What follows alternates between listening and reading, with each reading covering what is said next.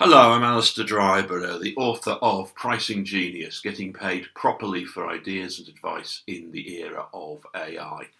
Now, when we think about value-based pricing, we tend to think first about financial value, extra money or money saved. And that's obviously very useful, but it can sometimes prevent us seeing what's really going on and the really huge amounts of value that we could potentially be creating. So the best example I ever saw of this was when I was, in a previous phase of my career, finance director of a software company. And they supplied the banking sector. And I can remember being in a meeting where the head of sales was talking about the proposal that we were going to be submitting to a tier one investment bank. And it went something like this. At the moment, you have got this problem which is creating errors. And you have 20 expensive people in expensive offices working full time on fixing those errors.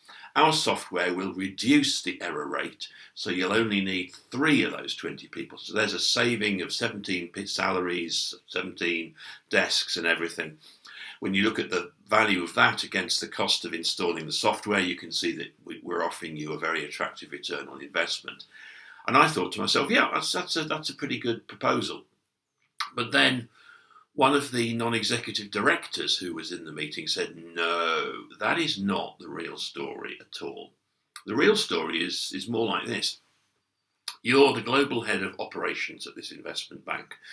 You're operating in 17 different territories. Each of those territories has its own reporting requirements, and you have to get those reports in on time and they have to be right. Otherwise, you'll get shut down. And your problem is, in order to get these reports right, you've got 9 different databases in the company and they need to agree to each other, but they don't.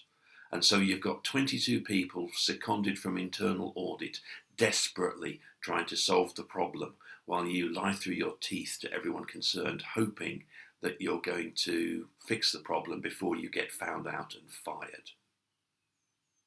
Our software will save you. Now, that's such a more powerful proposal. And it was absolutely correct. It was absolutely truthful. So the moral of the story is, if you like, don't stop at the first right answer. Don't get too hung up on financial benefits. By all means, look for them and talk about them.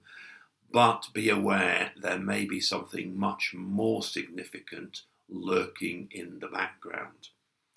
If you're interested in finding out what that more significant thing might be, and there's a whole checklist of them, then I suggest, although as the author, of course, I'm biased, that you should get the book. At the end of the video, there's a link which will let you download the electronic version of it completely free.